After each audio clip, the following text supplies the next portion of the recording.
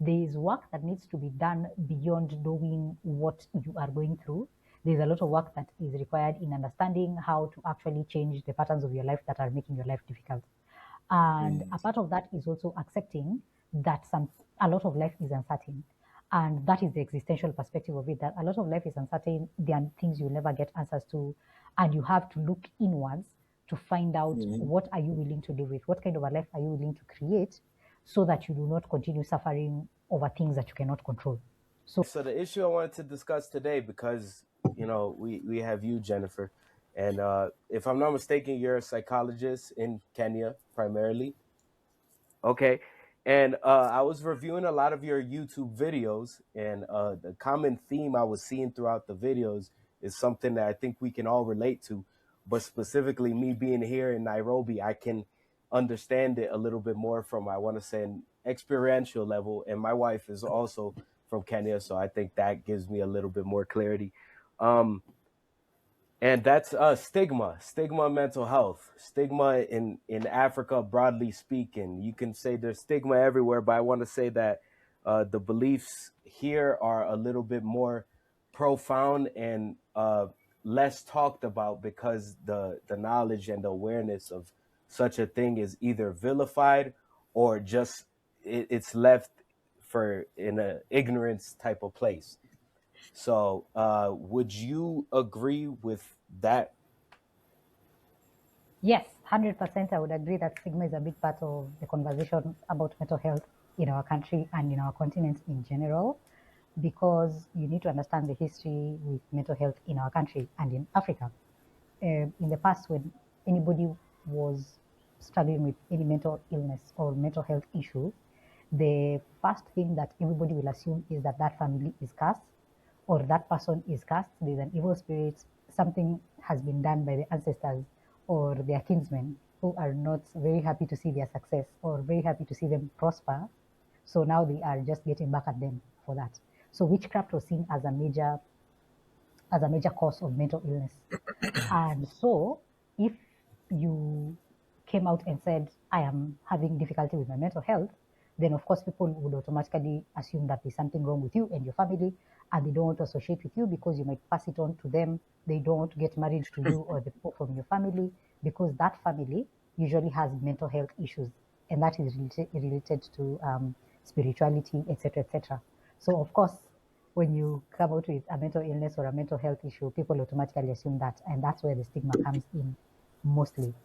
The people who were struggling sometimes were, and it's still something that happens, people are isolated a lot.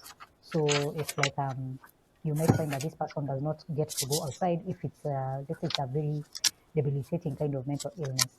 They may not be allowed to go outside, they may be chained to the homestead because there's an assumption that if you have a mental illness, you're going to be violent.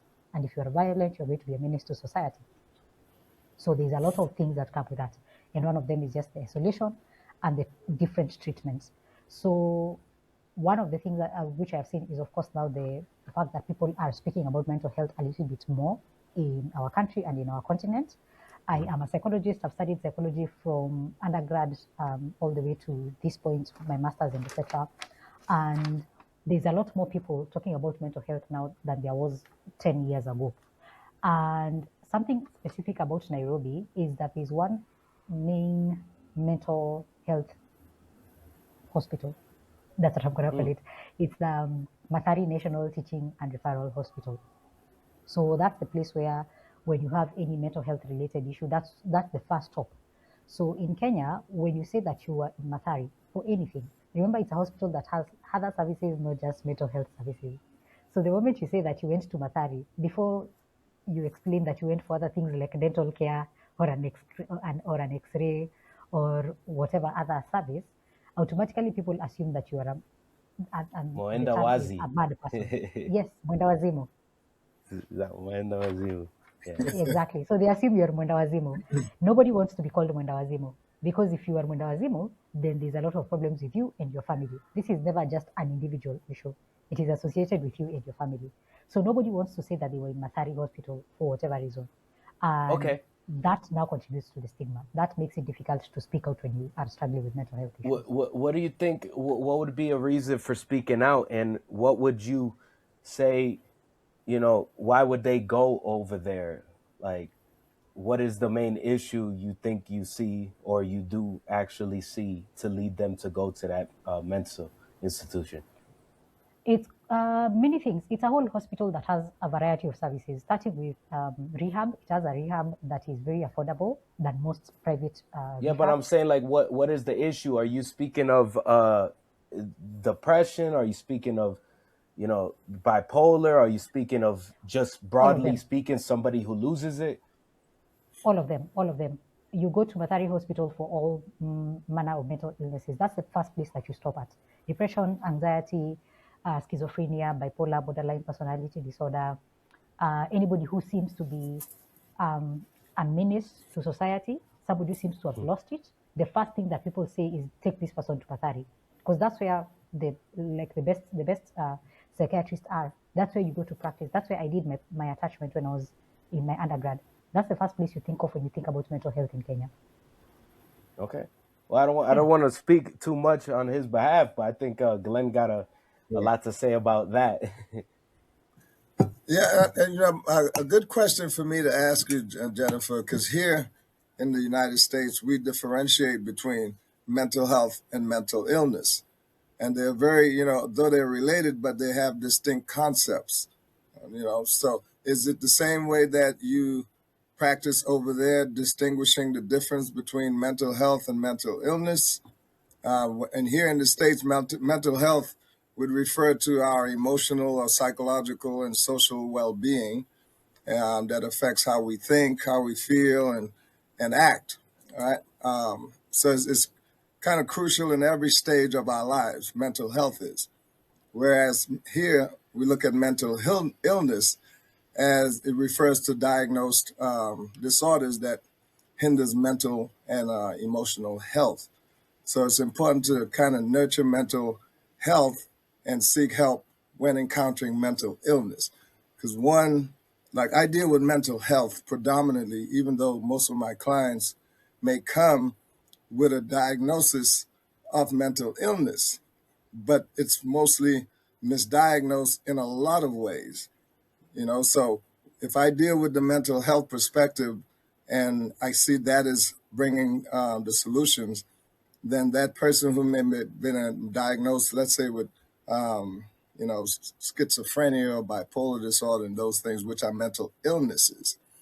But when I screen them and they don't even have, the behavioral foundation that is based on mental illness, they're misdiagnosed most of the time and put on SSRIs, psychotropic medication. So I normally would take them off of it and really deal with the cognitive dysfunctional foundation that they're dysfunctionally functioning with because of their belief system more so than anything else. And yes, trauma and experiential situations, but it's not mental illness. So how do you differentiate between the two in Kenya? I don't know if I can speak for everyone, but I know that if you stop the random person on the street, a random Kenyan on the street, and ask them the difference between those two concepts, I don't think they will be able to give you a clear answer. But what I have seen from the people in my circle is that we say that mental health is it's like your physical health, it's how you're doing, and it's on a spectrum. When you are really struggling and you are having this severe clinical diagnosis, then you are on the far end of the spectrum of mental health. So your mental health is suffering because you have a mental illness. But then your mental health could also be thriving because you're on this other end of the spectrum. And that does not mean that you don't have any challenges, you don't have any stressors, you don't have any distress of any sort. It just means that you're able to function on a day-to-day basis. So I wouldn't say that there's that clear distinction that this is a mental illness and this is not a mental illness. There's just mental health on a spectrum. And if you're really on the end where we can clearly see the symptoms are matching up to a clinical diagnosis, then we say your mental health is struggling to the point where you have a mental illness. So that's how I look at it. But I don't know about the general population. I wouldn't be able to speak to that. Okay. Yeah. Because what I do, I'm more of a holistic psychotherapist, right, clinician, because Mhm. a lot of the symptoms that here in the United States, they use the medical model to deal with mental health, which is name it, blame it, and tame it with psychotropic medication, which is, it's more like a pharmaceutical model because they're Yeah. designing it for that purpose. But I'm looking at, the lifestyle of people's behavior based on their belief systems and the, habit, hangups, hurts, traumas, life. But a lot of the times, those historical foundations of experiences causes them to behave in dysfunctional ways in relationships, but it's not really considered a disease because in this country here, mental illness is seen as a disease Yeah. rather than a dysfunction, which is a sad commentary because disease is discovered in a cadaver, but mental health is a creation of somebody's ideology of saying, okay, this is the no, we're going to put major depressive disorder. But under that, there are so many variables of behavior that will define depression, right? But there's reasons in that person's personal life that may be causing the emotional deficit of behavior. But it doesn't mean that if that thing is fixed or they have some resolution, you wouldn't see, mental illness as it was described by that person's behavior by those who may not know how to really do their due diligence in assessing a person's mental health perspective, or is it really from the DSM 3, 4, 5, I guess DSM 5 now. I don't know if you use the same clinical Bible as we do, or do they, Yes, we do what is, use DSM-5 TR. Right now we are in the TR. yeah, so it's more westernized. Even in Kenya, they're using the ideology and the model of the Western uh, psychology to do practice there as well. Yes, I can say that for sure. That okay. So maybe let me look at this in two different ways.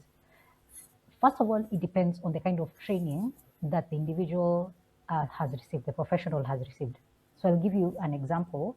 When I was in my undergrad, I knew of the DSM-5. At the time, it was DSM-5. I knew of the Hmm. DSM-5, and I was taught about the DSM-5. But between that time and the time I got my master's, I was not using it on a daily basis because of the kind of clients that I was seeing.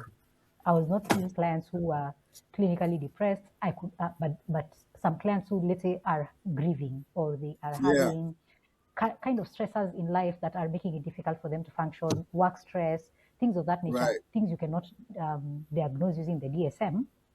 Those right, are the kinds of people I was working with. So if I got yeah, a client whom I could see clearly this person has a level of mental health challenges that I do not know how to work with. And most of the time, that was a clinical diagnosis. I could refer those people out because I did not have the training to even use the DSM to understand what they were going through. But mm, by the time I got into my master's, I had a clear understanding of what the DSM was. I had a clear understanding of how to use it to assess some of the clients I'm working with. And I could see where the line starts to become very easily identifiable that this person is moving towards clinical depression and not just feeling depressed because they are having they have been fired from their job. So that clarity came because of the training using the DSM. And I know that mm, that is being used in higher levels of learning. But at the lower levels, the bachelor's level, the diploma level, the certificate level, they are not using that exact model. So it really depends on the training that the person has gotten and the background they have gotten when they are studying. If you're doing counseling psychology, it's not as clinical as when you're doing clinical psychology. So it depends on the training that the mm, person has gotten. But Mm. overall, we do use the DSM and we do use a very westernized model of training. Even in class, we read a lot of Western books, we read a lot of Western authors. So we are learning mostly curricula that is global in that sense. I don't know if that kind of answers the question. Okay, let me yeah. just chime in real fast. Do you think uh, you say you use the Western model, but do you still feel like innately, possibly, that you would have some type of Eastern or African spirit behind it, if that makes sense? Like, in other words, looking at the individual rather than looking at everybody as a number. Yes, 100%. So one of the things that has come up very much in the work I have been doing and also the people that I interact with is not pathologizing everything and also looking at people as human beings before you put a label on them. So for me personally, if I may speak for myself, I don't use the DSM as the thing that tells me what this person is struggling with, and that's the end of it all. Let's put it on a treatment plan. I use the DSM to give me some light on some of the challenges the individual is going through. So, for example, if somebody comes to me and they tell me they've been feeling depressed lately, I will not go in there and start guessing anything related to depression. First of all, I want to remember what the criteria says in the DSM-5 TR regarding depression. So that becomes like a foundation for me to understand some of the things that this person is going through. But then, because of my counseling psychology background, I also bring the human element to it. I remember that this person, these are just a list of symptoms because of what they're feeling right now. It does not mean that this is the thing that I am going to diagnose them with and that is the end of it all. Because I don't even give medication. I'm not a psychiatrist, right? So I can't fully say that using the DSM, I automatically assume that I automatically, let's say, give a diagnosis and let's now work on a treatment plan. That the DSM is more of it's like the constitution. It's like a guideline, something to help me think about what my clients are going through, not something to determine everything that my client is going through. So for me, it's like a tool that gives me confidence. It's like the theories. It's like learning the counseling theories. It gives me a foundation to understand mental health, but it's not a definitive item that says this is it, because I know that does not apply to all of us, and especially to African populations, because some of these concepts have not even been researched on African populations, on Kenyan populations. Absolutely. Right. Yeah. So for me, it's a tool. It's like how I read books and I take out what applies, and I keep expanding my knowledge. But I don't use it as a determinant for every single person who walks into the room and I decide that now you have depression, let's put you on medication, or let's do this treatment plan. Sometimes there's no treatment plan. There's just an understanding of what the client is going through and trying to figure out how can they live a life that is meaningful despite of their challenges. That does not mean we're going to eradicate depression. There's some things you can never eradicate. Yeah, and and what you're saying is it'll be, if you were here, it'll be a contradiction to what the system here uses the DSM for. And of course, when we say DSM, we're talking about diagnostical statistical manual, DSM, right? DSM 3, 4, and 5. But what they do here, because of the insurance companies, you have to give them a label. You have to give them a diagnosis. And that's the unfortunate thing. Me in private practice, because I'm more of a holistic clinician, I'm not only looking at the medical model, because that's what we call conventional medicine. I function on functional medicine, which involves the entire person, just like, a plant that may be, you seeing a yellow leaf on a plant where the cause is the root, not the leaves themselves. So here we will treat the leaves and don't even understand what the cause is. So in my practice, I look to see the person's life fully in all aspect and learn now what's the best intervention for that person before even giving them a diagnosis. But here, if they come and see you for the first 20 minutes, that assessment is so that you can diagnose, because you have to put in a code so that you can get paid for the insurance time that you spent with that person. It doesn't mean that diagnosis really prescribed to the person's real problem at all, because you don't even know the person as of yet. You're just assessing. So it's unfortunate. So I like the idea of what you're saying, because in your culture, that the socioeconomical environment describes so much of our emotional and reactive mind to life on life terms. It really doesn't mean that there's a neurological damage of any kind that really should be more focused as far as mental illness, because there has to be some physiological deficit for mental illness to really be, prescribed to and deal with. But life on life terms, we're all having mental health issues, just because of life on life terms. So everyone is in need of mental health assessment and, introspective on their own self. So do you talk to people about being more introspective in the holistic assessment of their lifestyle and how they're perceiving everything and the negativism of how we're looking at it, while it caused so much implosion on ourselves. Yeah, I agree with what you're saying. And yes, the way that I practice, I think part of the training that I got, I received training that has helped me understand that there's maybe the best word to put to describe it is I got a lot of existential training during my studies.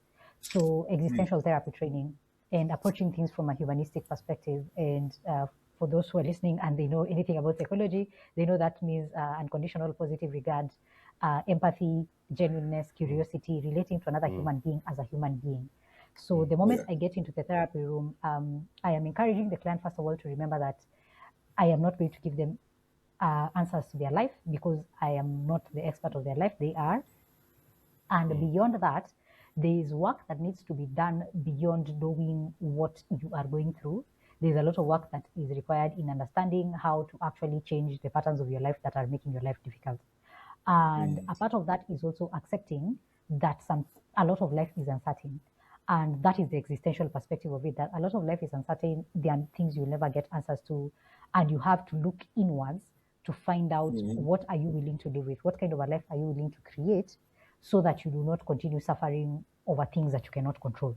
So if you spend a lot of time, I do encourage my clients to remember that if they spend a lot of time running around looking for the label that will define what they are going through, but they are not willing to do any work to change and correct the patterns that are contributing to their suffering, then they are going to continue suffering no matter how much medication they take, no matter how many labels they put on themselves. So my work really encourages people to kind of reduce the number of labels you want to assign to yourself, because each label kind of limits you to a certain way of being. If you want to say that, yes, let's say you have anxiety. If you have been given the label of anxiety, what then does that look to you? That label limits you. There are things you're not going to do because you'll say, my anxiety does not allow me to do X, Y, and Z. Now you own it. You start identifying with it. You start calling it my anxiety. Yet it is anxiety, and sometimes you are anxious, and sometimes you are not, and that is reality.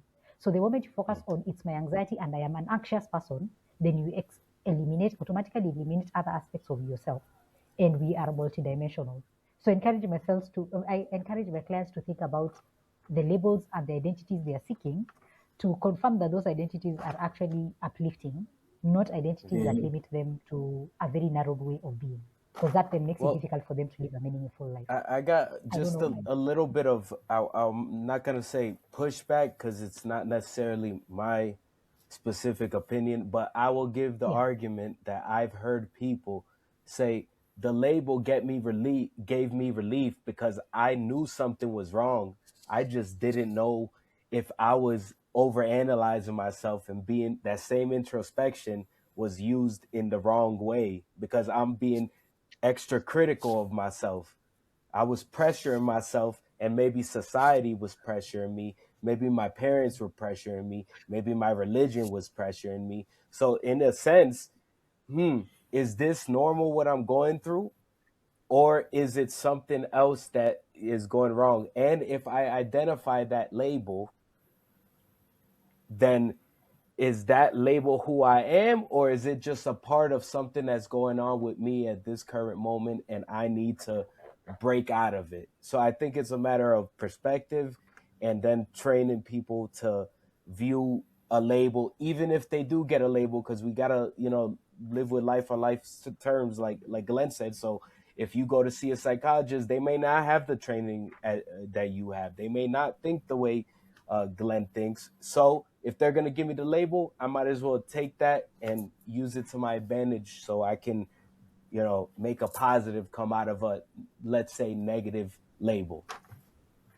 Yeah. No, I understand that argument, and I've heard it before, that the label helped. The label made me confirm that what I was going through was not something in my head, just in my head. It was actually an actual issue that I was struggling with, and I respect that. So what I usually say on top of that is, now that you've identified it, yes, now you have a label. What would you like to do with that label? Would you like to own it and use it to define the kind of life you're going to live? Or would you like to use it to be able to build a life that is beyond that label? Because it's very easy to take that label and then limit yourself and stop exploring and being curious about your life because you've already established that this label is who I am. So then that becomes another prison that you put yourself in. Now you have a label, yes, but now you're in a prison. You cannot build a life outside of it. So I challenge my clients all the time. I'm like, okay, yes, we have identified. Fine, fine. I'm gonna give you a label if that will make managing easier. But then Right. where would you like to go with this label? What What would you like to now? do with it? What What now? now? Yeah. Yeah. Yeah. How does Okay. your life change? What would you like to do? Okay, Yeah. no, that's great, but I want to shift the focus a little because we're talking about a lot of the labels. You mentioned briefly the Yeah. history, but what aside from I want to say the witch stuff you mentioned in the beginning, more present day. Present day, I heard you speaking and you said that there's um, a mental illness portrayal that you see on social media, and you said that it's becoming a common trend. Like, and I know you may know if you're on social media, you hear the word narcissism get thrown out like it's somebody's name.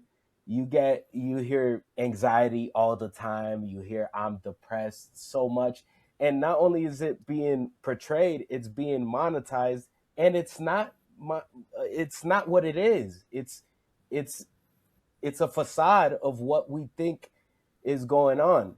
And then even if we take it to a step behind that, we have this facade, we have this image in the present, but then that's taken away from the actual issues that you could say Africa, Kenya, and whatever you want to call it, feel.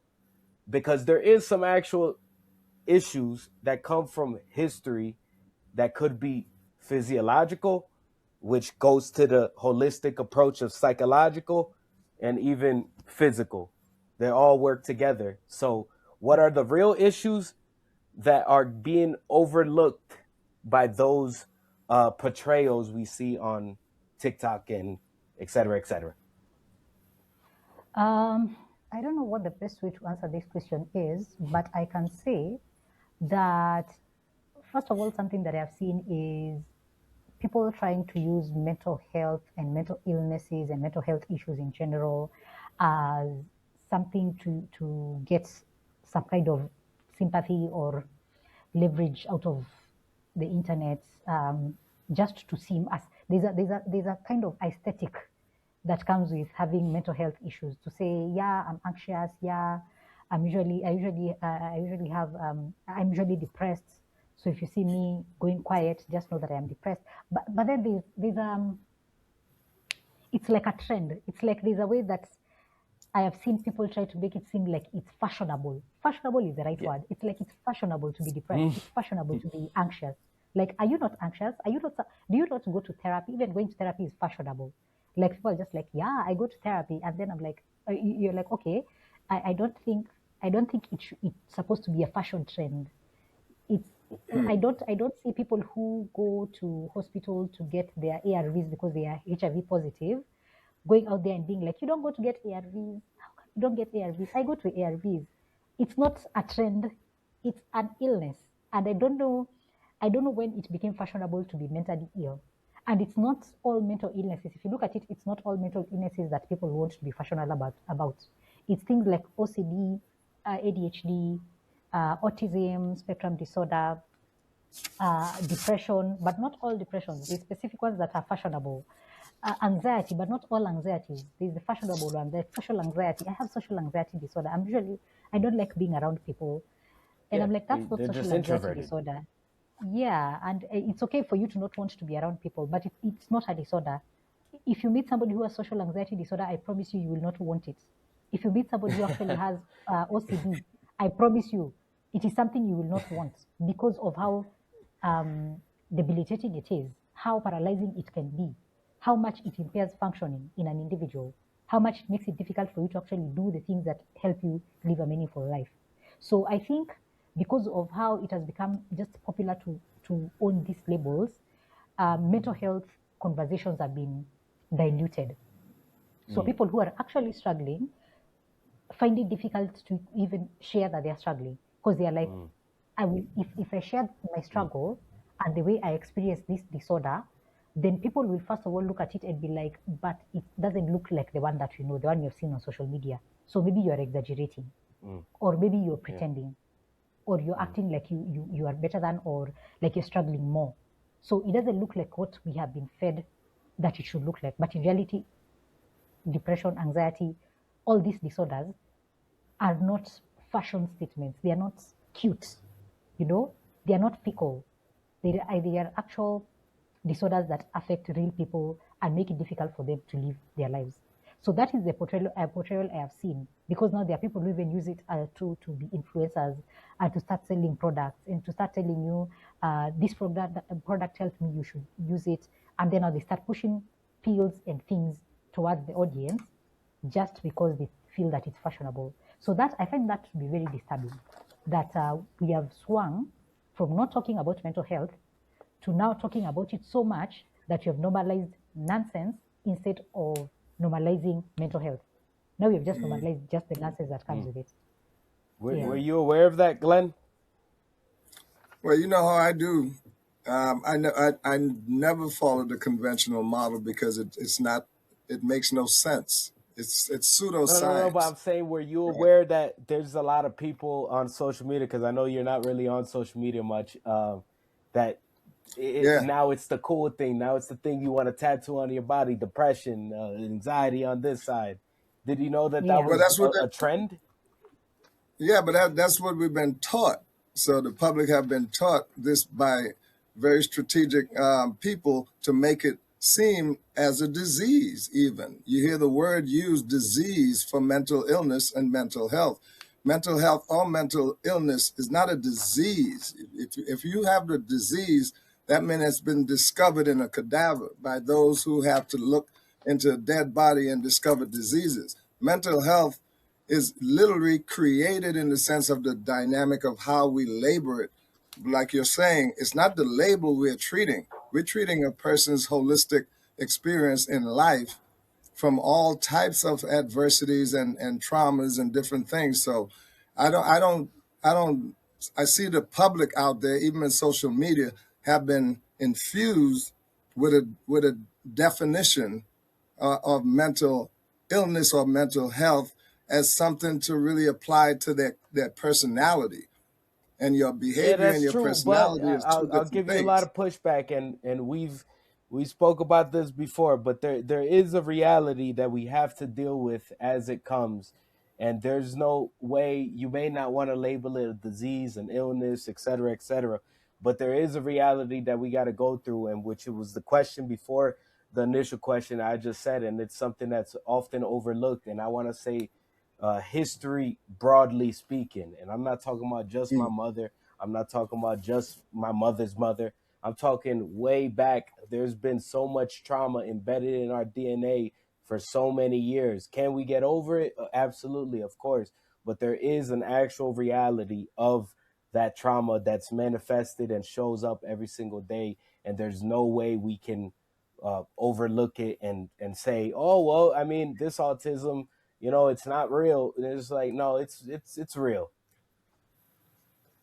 So when you said pushback, I'm pushback on what?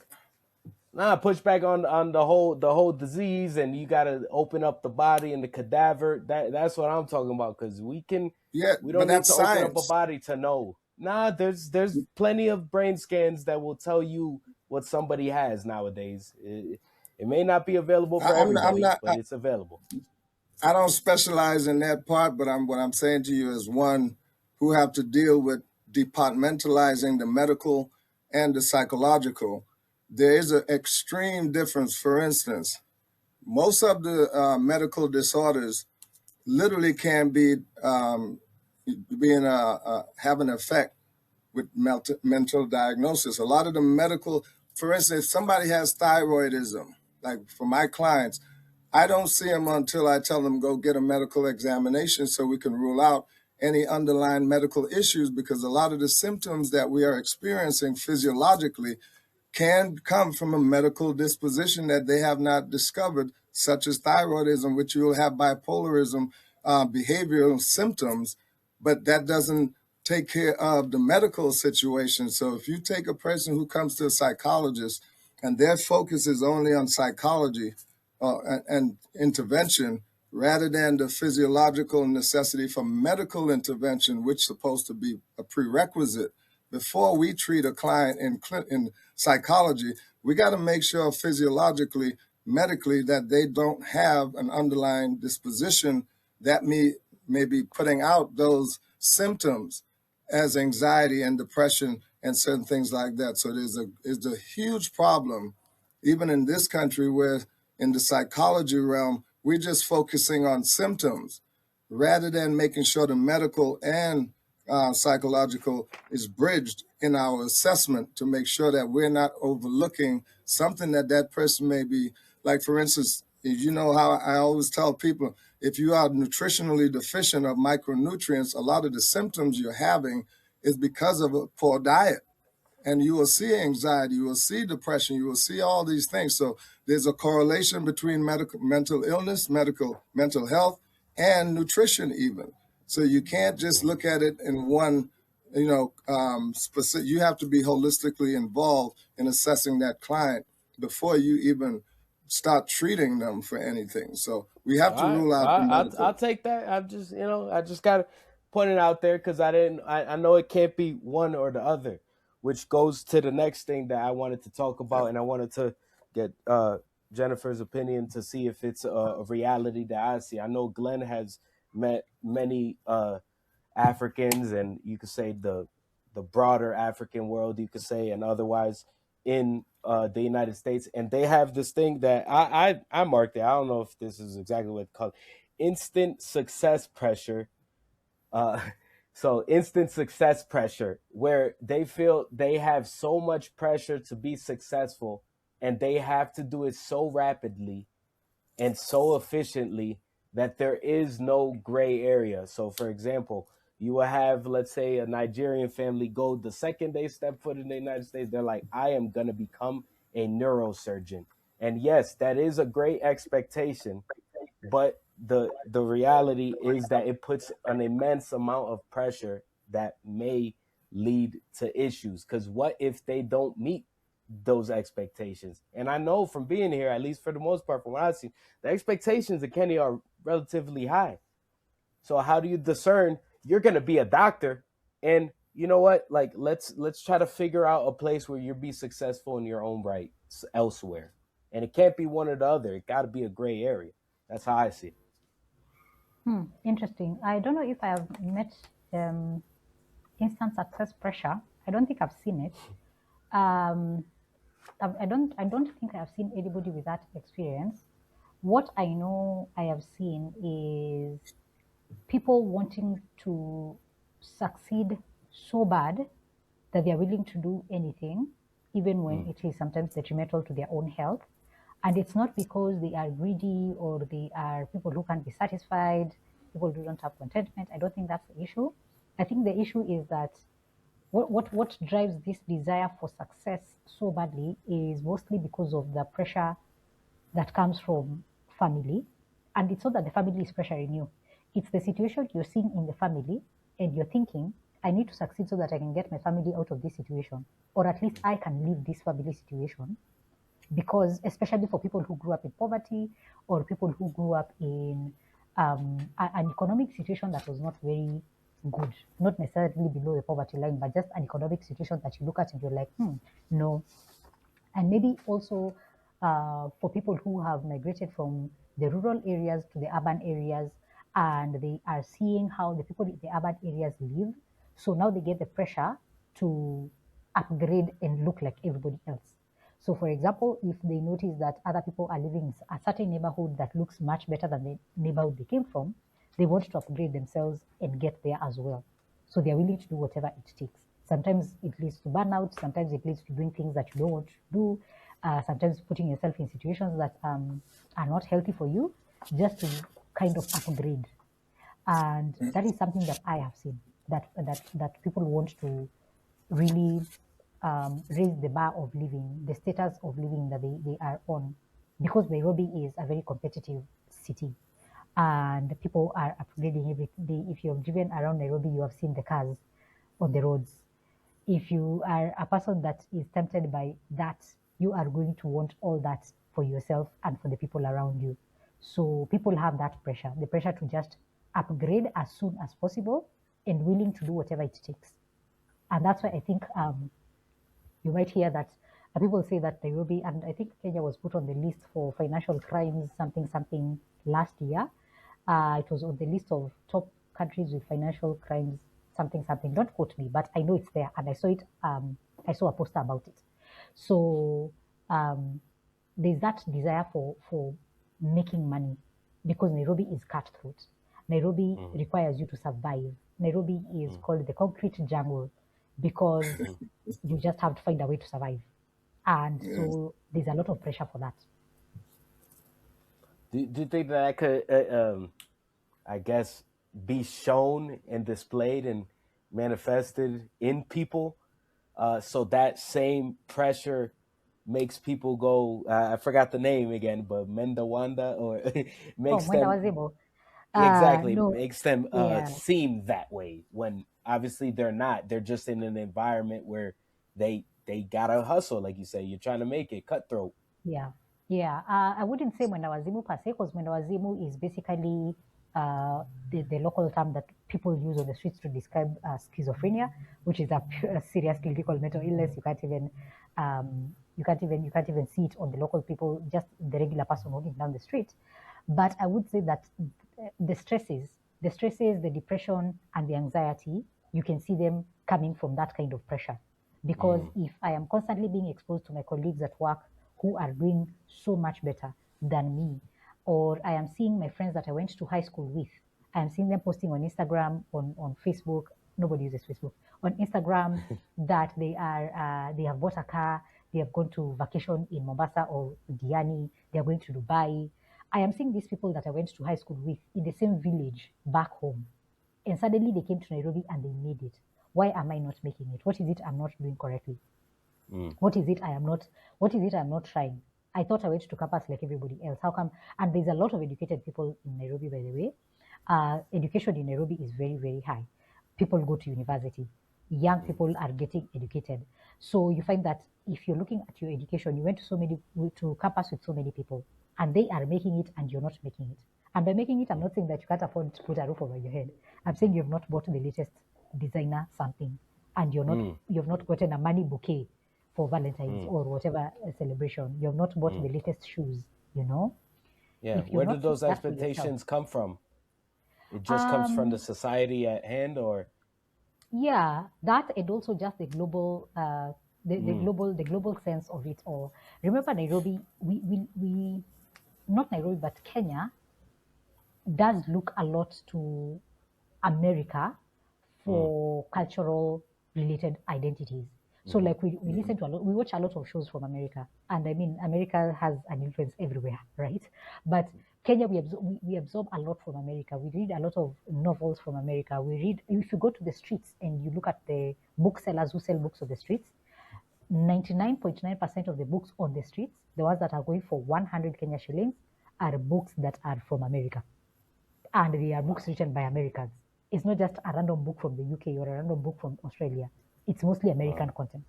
On TikTok, on Facebook, on Instagram, we look at a lot of American content and a lot of global content. Because again, remember, Kenya has a lot of, we have good internet. So technology is very accessible for all of us, for most of us. Yeah. So we are not just looking at our neighbors, we are looking at the global perspective. do you see that as a net positive or a net negative? Hard to say, because that connectivity and that looking outside, looking at the global perspective, is what has helped Hey, Nairobi become what the was Silicon your Savannah. father's bookstore in Nairobi, Kenya? Hey, Glenn, if you're gonna speak, Hold on can one you second. mute? Wait, I can What's mute the him. I Yeah. got him. So the that connectivity, internet access, technology access, urbanization, No, looking at the that's global not necessarily perspective. what I mean. I mean the consumption of, you could say, American content. Yes, that's exactly what I'm saying. All that is what has helped, I think, in a perspective, that's what has contributed to Nairobi becoming the Silicon Savannah that it is. It is considered the Silicon Okay. Savannah because of the tech development. Because we look outside. So our benchmark is very high. We don't compare ourselves to fellow Africans. We compare ourselves to a global stage. Okay. Yeah. Wow, So it's both. that's good. I'm glad it can't Yeah, all be bad. it's funny. I don't know, Jennifer, if you know a bookstore in Nairobi. It used to be. It's called Chania, Chania, Yes, Chania yes, yes, Bookstore. yes, yes, yes. That's my wife's father's. Um, he was a huge bookstore owner, and that was his Very bookstore. nice. And yeah, it's closed down now. But you're right. A lot of the influence, the Western. When I went there and I saw so much of the American cultural norms, the Yeah. McDonald's and all these things, I'm like, oh, what the. They have just infiltrated. So yeah, it's. I was expecting to be more culturally excited about Kenya. I didn't want to see America in Kenya, you know? Yeah. So, Especially in and Nairobi. unfortunately, There's a lot of America in yeah, and Nairobi. yeah. So when I thought about moving my practice there, I knew it was good because I'm what you would call an eclectic clinician. I do not follow the methodology or ideology of just one person. I'm looking at it from a holistic perspective. I don't say that their perspective is not a possibility, but it's not definitive because mental health is so holistically involved in assessing a person's entire whole person, not only their Yes. experience but their physiological, their neurological, their emotional, their beliefs, their everything. So how do you see the when you look at people and their programming? Because I really look at people's program, meaning what they're believing and consistently allowing to follow their behavior is very, very important because it's showing you where their problem is coming from. So, do you normally do your practice looking at behavior so you can see the belief that governs it? Or are you just not looking at the person's who's coming with you with all of the things we need? They're either going to tell us in their behavior or how they're thinking where the problem really is, rather than using the DSM-4 to diagnose variables and try to put it under the umbrella of, let's say, major depressive disorder and the variable that the DSM-4 or 5 will say, if these variables are active for, let's say, 2 weeks at a time and it's consistent and, then you can label that person with that.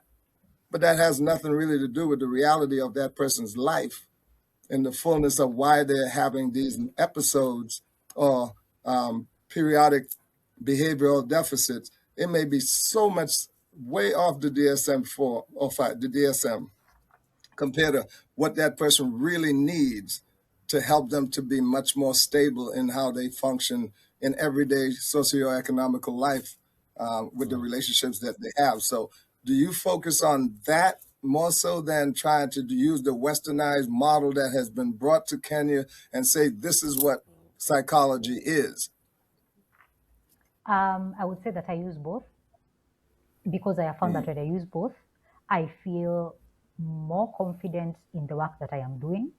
And I have seen people get more from both perspectives. And I try to find what can help this. I was about to say students. I try to find what can help the client the most. And so I don't get caught up in there's only one way or there's only this thing that I know that I need to do. I do a lot of consultations as well, like consulting with my supervisor and consulting with my peers. So I belong to a peer group, and this peer group also has people who practice very differently from myself. So when I have a case, I don't only think about their behavior, because every behavior is adaptive depending on how you look at it. People do things because they help them survive. So people are not just doing things because they are morally bankrupt or because of any other reason. Mostly it's because it helps them survive. So Yeah. I look at it from what are you doing, how is it contributing to your current struggles, but also what does the DSM say about this thing? What can I borrow from this that could help me understand what is going on with you? Does the stuff that I am saying kind of explain some of the experiences that you're having? And if it doesn't, that's totally fine. It does not have to. We are just looking at what can help us understand your inner working because the client is the expert. And if they are the expert of their life and I am trying to understand them, I need to find as many resources as possible to help me in that understanding. So I try to borrow as much as I can. And I borrow from different theorists, different people who are practicing, my supervisor, what they're thinking, what the client is thinking. Sometimes what I am saying might not be what they need. So there's a lot of collaboration, basically. That's what I would say. Oh, that's great. That's great. Yeah. I didn't even know, Well, like, where do you see the trend, before you respond, Glenn? Where do you see the trend going from where psychology is now, in, let's just stick it to Kenya, going towards the future? Do you see it uprise, or do you see it just on the stagnant? I see an uprise. And speaking of Kenya, especially, I would say I can see an uprise of more mental health conversations being had and us getting to a place where we can support more people. And one of the reasons I am saying that is because right now we have a mental health division in the Ministry of Health. And initially we did not have it. And now we have it. We have a counselors and psychologists board that we did not have, and now we have. So movement is happening. We have a private mental health facility that can serve more people. So all the pressure and all the work is not being left to Mathari National Teaching and Referral Hospital. Now there are other places you can get support. Back during COVID, there was a thing that was going on with the government where they put Nairobi under something called the Nairobi Metropolitan Services, kind of umbrella thing. And the NMS, Nairobi Metropolitan Services, introduced mental health services to almost every public health facility in Nairobi. So you could go there and find a psychologist, you could go there and find a psychiatrist. There was psychotherapy clinics, there was psychiatric clinics on certain days. It was not every day, it was certain days. And there's a whole list. I can share it if you want to have a look at it. No, but it's on my website that's as well. improvement. Yeah, Yeah. definitely. So there's all But this what were you movement gonna say, happening. Glenn? Sorry. yeah, I wanted to, for me, one of the most highest prioritized perspective when it comes to dealing with clients is their health, right? Their physiological health. And we know culturally here in America, probably now, mostly now in Kenya, and I'm from Trinidad originally, and it's also happening there where we have gotten off the priority of proper nutrition and we're starting to eat all these processed foods and everything, and which has a direct effect on our mental health or even how our physiological body expresses symptoms because of poor nutrition. Is it, I know in Kenya, and from my experience of the observation and obviously my wife's and her family and how I see the culture, doesn't seem to be focusing on a high priority of wellness when it comes to physiological health, when it comes to nutritional health. Do you see that as a major problem, that we may not be looking at the underlying problems as a major cultural issue, such as nutrition, but we're promoting the symptomatic expression of poor nutrition in our culture because of poverty, because of not proper nutrition, because we're promoting the same westernized food and everything? So, like in this country, most of the symptoms that I'm dealing with from clients is because of a lack of health. And nutritional foundational health is one of the major problems. While we can see all of these symptoms expressing themselves, but we're not paying attention to that. We're just paying to psychology rather than physiologically and nutrition and stuff like that. Do you see that as a problem in Kenya as well, where nutrition is not a foundation of assessment, before we get too deep into all of the medical model of psychiatry? Yeah. The interesting case of Kenya is that, as you've mentioned, I think in the US, food, let's say like KFC, McDonald's, that's food that is very cheap, right? It's food that the people at the bottom of the financial pyramid are the people who can afford it, right? It's a bit inverted in Kenya. KFC, Burger King, that's not food that a regular Kenyan is going to afford. That is food that is afforded by the middle class, people who have mostly jobs. That's the food that people eat to treat as a treat for themselves. It's not the food that you buy every day, because a two pizza in KFC, I think with fries, is going to cost you about 500 or more. I think so. I don't buy KFC, but nothing, no shade to KFC. But a two pizza with fries is about 500 Kenya shillings. If I think about a regular Kenyan, 500 shillings is money that you can go to the supermarket and get a packet of flour, and you can get vegetables from the local kiosk at your home, tomatoes, skuma wiki, and you can get maybe meat for 100 bob, 100 shillings. So that's like almost 500 gone. So you're just saying And you can culturally eat. speaking, Yeah. there's just not an issue because the influence It's not of that there's not an negative issue. isn't there? Yeah, it's not that it's not an issue. It's that Less of one. it has not affected the lower class as much as it might affect the middle class. So for the middle class, that's a conversation you start with, because at the middle class, first of all, are the people who can afford therapy most of the time. Therapy in private practice, not therapy in a public hospital.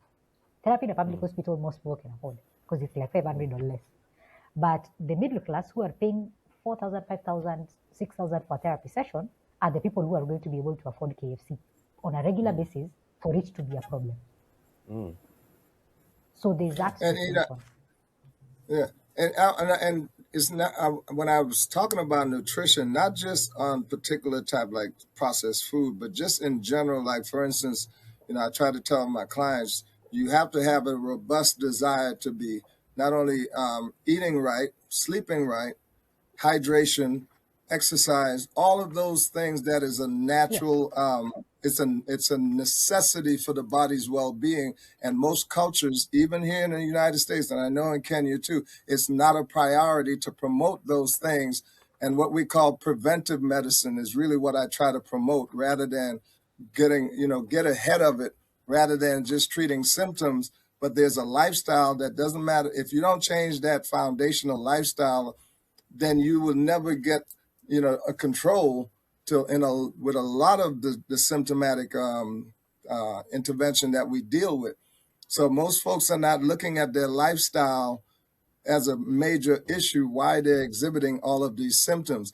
So do you promote that that preventive health so that your clients can actually understand they have a lot to do with why these things may be manifesting, not just cognitively, but physiologically as well? Yes, 100%. That is something that I talk about a lot with almost every one of my clients. Among the very first questions that I will ask my clients when we start therapy is, how do you sleep? If they do not have a straight answer for that, we are going to put them on a sleep tracker automatically. When you wake up in the morning, just write down how many hours did you sleep? When did you go to bed last night? What had you eaten before you went to bed? How did you wake up feeling? How are you feeling right now? How did the day continue? What did you eat? Did you take a nap in between? Things of that nature. I would want to know, among the very first sessions, we want to know, what is your diet like? How is your sleep? What is your level of physical activity? And are you on any medication? Those are questions that I ask every single one of my clients, because I know all those things will impact the way we are going to do therapy, and it will impact the kind of progress they're going to see with their mental health if they are struggling in one way or another. And on top of all that is the social aspect. I also find out how their life is peopled, basically, and those things for me are vital. And I encourage every one of my clients to bring information about me. Okay. Yeah, Well, that's good to hear. And when I visit Kenya, right, one of the things, which is a social gathering, they eat a whole lot of meat. Yes, we love our meat. I forgot the term, namachama, Nyama choma. Nyama choma. right, We love our meat. Jama. right, and they love drinking beer, especially the men that I've been around. And so a lot of the cultural norms of socialization, do you see it as a major problem because no one takes that away from the problems that it's manifesting, because they love the life that they're living? So it's contributing to the demise and proper health, and longevity in a lot of ways. Do you see the culture waking up because there's an alarm out there, such as your voice saying, yes, we can treat these symptoms, but we could prevent them by the lifestyle that we have been accustomed to, and we're programmed to think this is okay, but it's not. Is there a voice out there in Kenya to promote that? Yes, I think most people are very aware of general living well, especially in Nairobi. The healthy lifestyle is something that is spoken a lot about. I don't know about the level of practicing, But I know that Right. healthy living is something that people talk about a lot, a lot, a lot. Even when you go on Kenyan TikTok, healthy living is something that many people will be talking about. There's been an uprise in numbers of people being more physically active. There's running clubs. Yeah. There is people who will run on along Thika Road. You can see the memes if you look hard enough. Yeah. Hiking, there's a time Nairobians were being told they just need to go back up country and do the hiking there by doing what we Yeah. used to do when they were kids. Um, Healthy living is going to the gym is a big part of the middle class right now. Everybody wants to go to the gym for some reason. It's even a meme at this point. Um, Healthy living is a lifestyle that many people are talking about from what I have seen, but I don't know about the level of practice. So that is something that I am a bit gray on, but it's something that I talk about with my clients and I encourage them to do because I do it. Okay.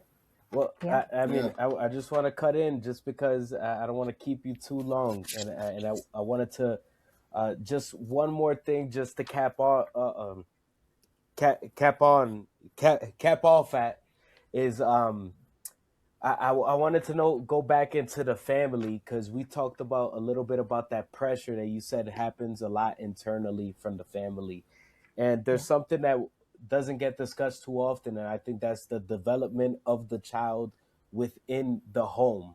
I'm not familiar with the homes over here, but I'm familiar with the homes in where I was brought up, and that was a world of neglect on top of pressure. So how do you neglect me and you're pressuring me at the same time? You got to choose one or the other. That's the way I see it.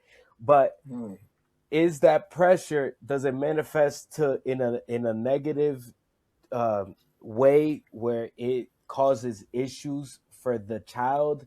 And if so, how do we resolve the issues? Because this whole thing is about solutions. So if you can, I guess, address the childhood development aspect of it, and then the solution from there, uh, present, future. Okay.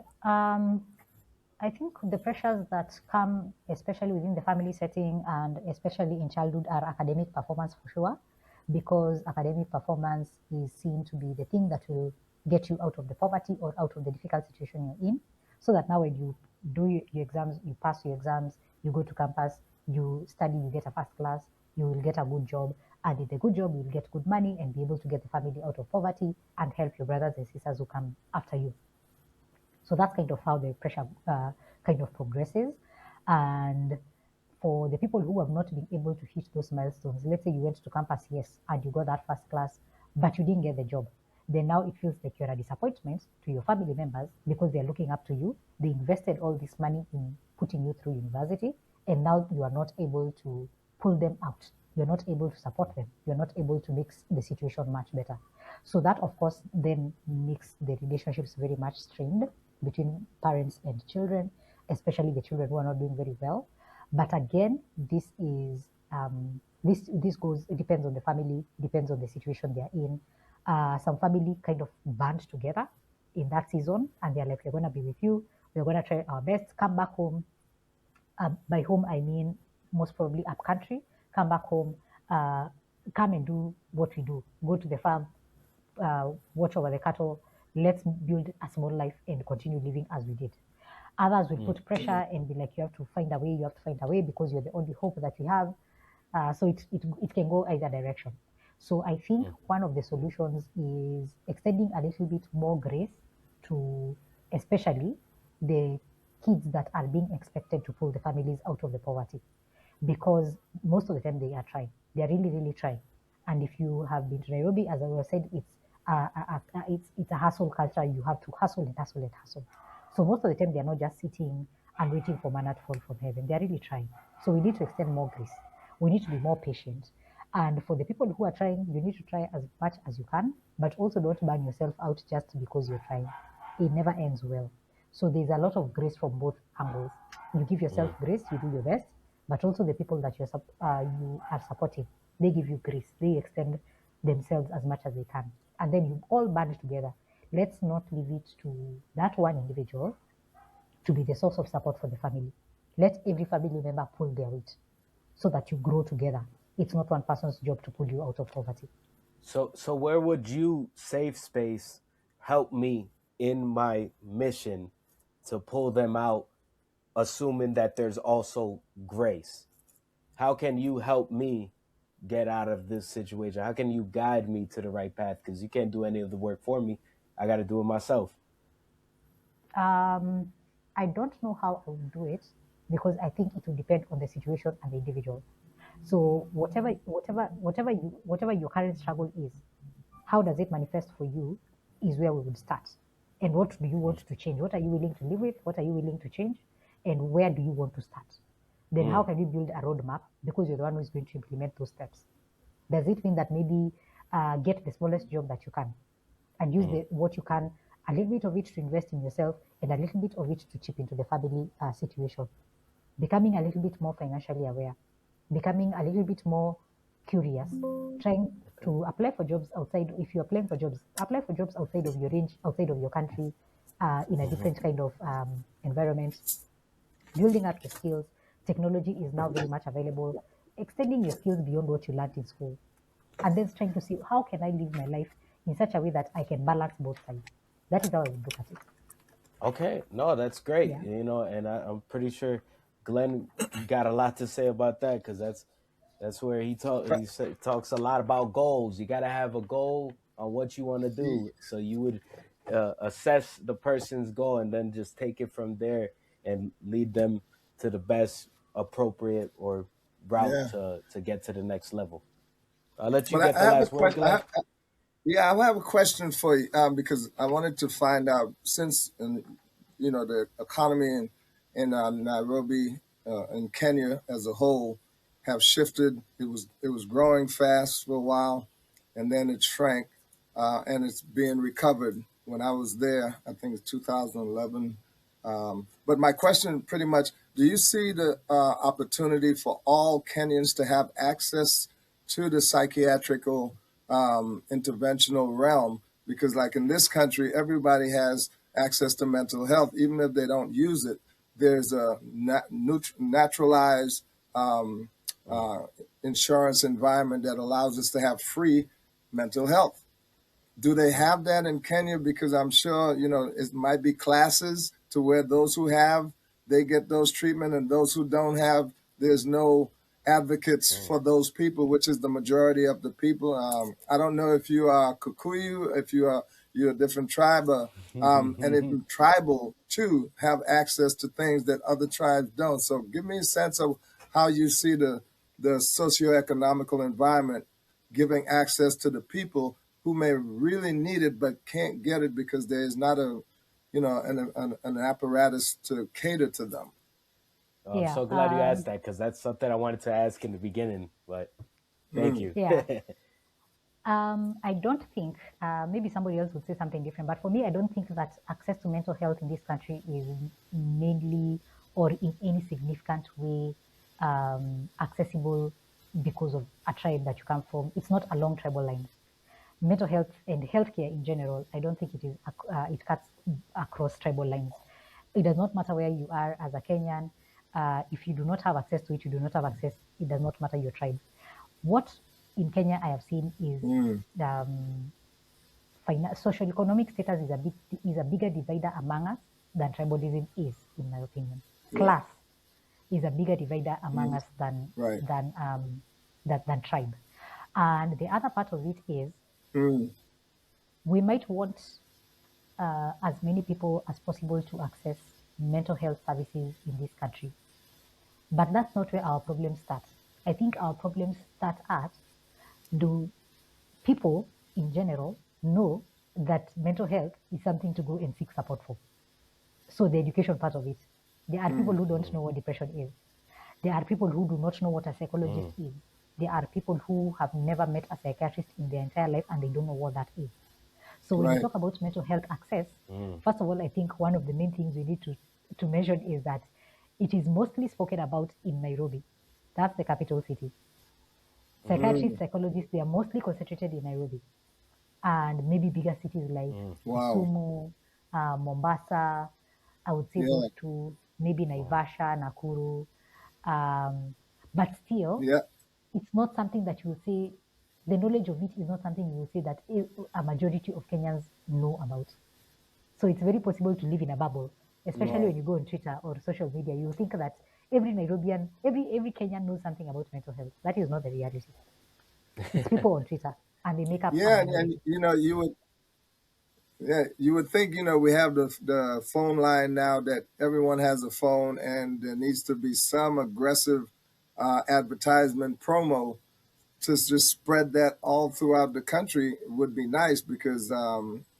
most of the folks, that there's a majority of people in poverty, more so than those who are in upper class.